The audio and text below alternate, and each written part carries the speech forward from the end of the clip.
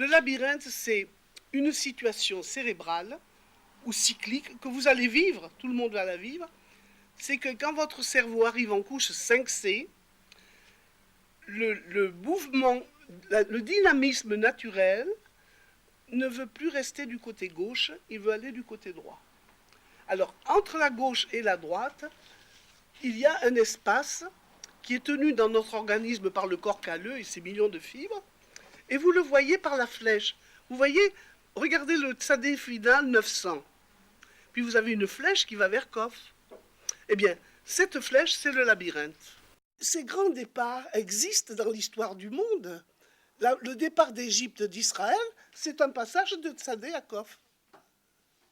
Ils ont quitté le tzadé, l'Égypte, et à partir du moment où ils ont quitté l'Égypte, ils sont allés dans le désert, et à la limite du franchissement entre l'hémisphère gauche et l'hémisphère droit, c'est-à-dire entre le site du tzadé et l'Égypte, et le site d'appel, eh bien, il y avait la mer Rouge, ils sont passés. Il y avait le pont. C'est exactement ce qui s'est produit. Et il y avait quelqu'un qui suivait ça très bien, c'était Moïse. Alors, les Égyptiens, eux, ne le savaient pas. Ils ont fait l'erreur de poursuivre. Donc, ils se sont mis, eux, dans leur propre échec. Il ne fallait pas poursuivre.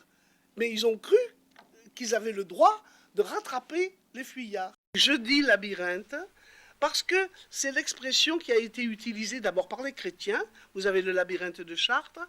Il y a une longue étude italienne sur les labyrinthes qui a été remarquable, faite par un ethnologue italien.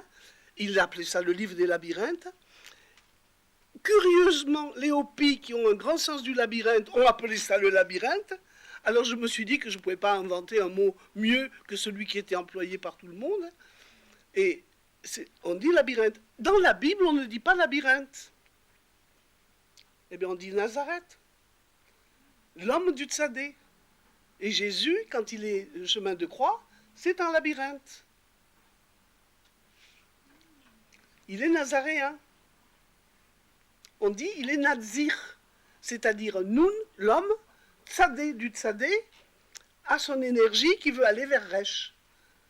Ça veut dire nazir. Ça veut dire qu'il est dans le labyrinthe. Et Jésus, vous avez... D'ailleurs, c'est un moment de la théologie chrétienne que je trouve très, très émouvant, parce que les stations de Jésus, on les trouve dans toutes les vieilles chapelles. Eh bien, elles ne sont pas canonisées. Parce que le concept de nazir n'a pas été compris.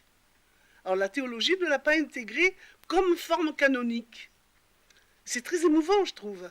Parce qu'en réalité, c'est un moment très important de passage de gauche à droite. Mais moi, je m'explique que l'Église ne l'est pas canonisée.